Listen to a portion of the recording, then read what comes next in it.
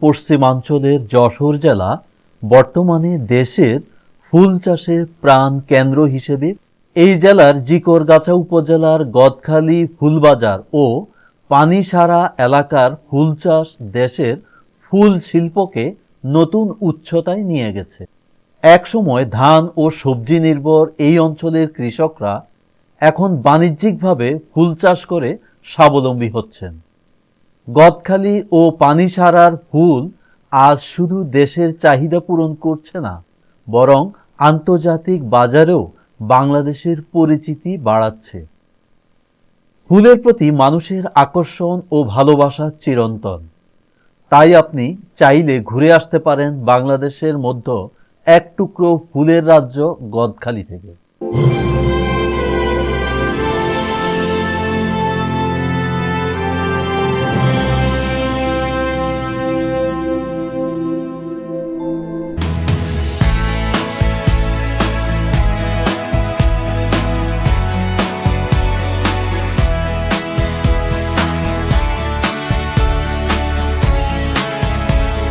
রওনা দেব এখন বেনাপোল এক্সপ্রেসে। বেনাপোল এক্সপ্রেস আমাদের অপেক্ষায় দাঁড়িয়ে আছে, কিছুক্ষণের মধ্যেই রওনা দিবে বেনাপোলের উদ্দেশ্যে। এই দেখুন বেনাপোল এক্সপ্রেস ট্রেনটি কত লম্বা।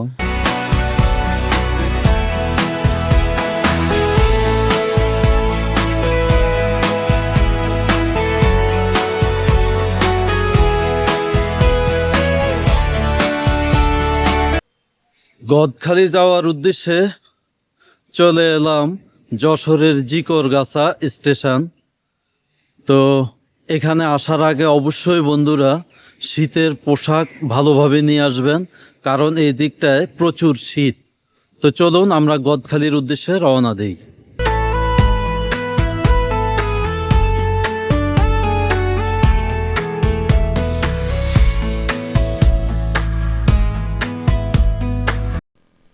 সকালে ফুলের পাইকারি বাজার ঘুরে দেখতে পারেন। এ রাজ্যে কেবলই নানান ফুলের সমাহার। চারপাশের মাঠে মাঠে বাহারি রঙের ফুল আর ফুল, আর সেই ফুলের শোভা দেখতে শীতকালে অনেক মানুষ ভিড় করে। গদখালি পাইকারি ফুলের বাজার বাংলাদেশের সবচেয়ে বড়।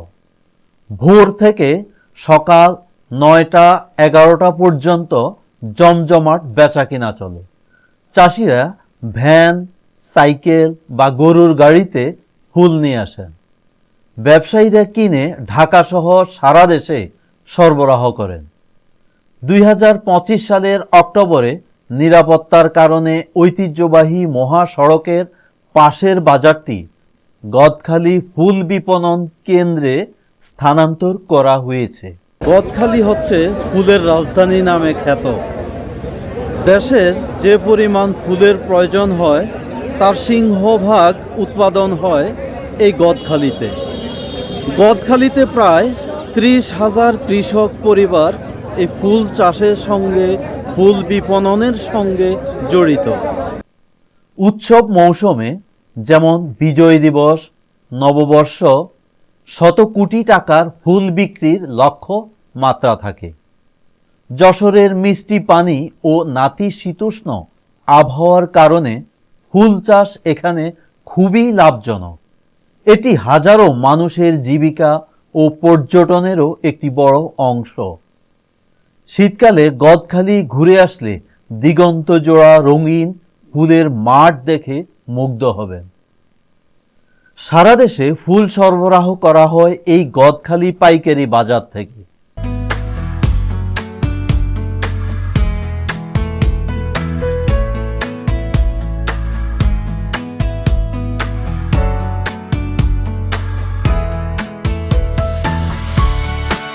আপনারা দেশের যে কোনো প্রান্ত থেকে গদখালি আসতে পারেন। সেজন্য আপনাকে প্রথমে যে সড়ক পথে, রেলপথে কিংবা বিমান পথে আপনাকে যশোর আসতে হবে।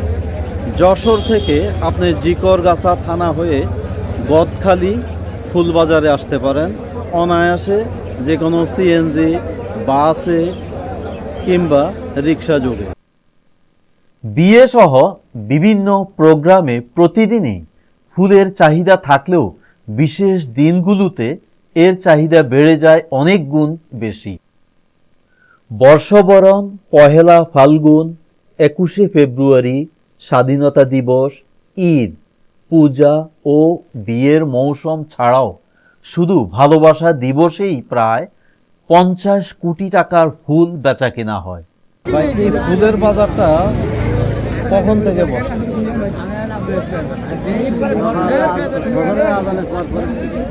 কতক্ষণ থাকে? 8টা-9টা পর্যন্ত। এটা কি প্রতিদিনই বসে এই বাজার? মানে সারা বছরই? সারা বছর। এবার ফুল চাষ কেমন হয়েছে? ফুল চাষ হয়েছে ভালোই। দামও ভালোই ছিল, কিন্তু এখন দাম কম। এখন একটু দাম কমতির দিকে নাকি? তো দাম বাড়বে কোন সময়, আবার কোন সময় বাড়তে পারে? সামনে বিজয় দিবস আছে, যদি বাড়াতে পারবে। এখন আগে তো বলা আসছে না, কারণ দেশের তো আমরা সিস্টেম পাল্টাই, সরকার ওরা তো আমরা মুক্তিযোদ্ধা বিরোধী। এখন কি হবে তো বলতে পারছি না। গদখালি বাজার থেকে ফুল সরবরাহ করা হয় ঢাকা, চট্টগ্রাম, খুলনা, রাজশাহী, বরিশাল, সিলেট সহ দেশের প্রায় সব বড় শহরে। এছাড়াও কিছু ফুল ইউরোপ ও মধ্যপ্রাচ্যের দেশেও রপ্তানি করা হচ্ছে, যা বৈদেশিক মুদ্রা অর্জনে ভূমিকা রাখছে। দেখুন দর্শক, আমি আপনাদেরকে এক ঝলক গদখালি পাইকারি ফুলের বাজারটা দেখাচ্ছি। আমার পিছনে দেখতে পাচ্ছেন গদখালি ফুল বাজার, কিভাবে বিস্তীর্ণ এলাকা জুড়ে পাইকাররা বসে আছে এবং ক্রেতারা দর দাম করে কিনতেছে। আমার পিছনে সেই বিশাল ফুলের বাজার। আপনাদেরকে কতটুকু দেখাতে পেরেছি জানি না, আপনারা কতটুকু দেখতে পেরেছেন জানি না, আমি চেষ্টা করেছি যেটুকু দেখানো। দর্শক, গদখালি মোড় থেকে এখন যাচ্ছি পানি ছাড়া, যেখানে ফুলের মূলত চাষ হয়। সেই ফুল চাষ কিভাবে হয়, কিভাবে ফুল এখান থেকে কৃষক তুলে গদখালি নিয়ে আসেন, সেই সব দেখানোর চেষ্টা করবো এখন আপনাদের। চলুন দর্শক, আমরা এখন পানি ছাড়া যাই।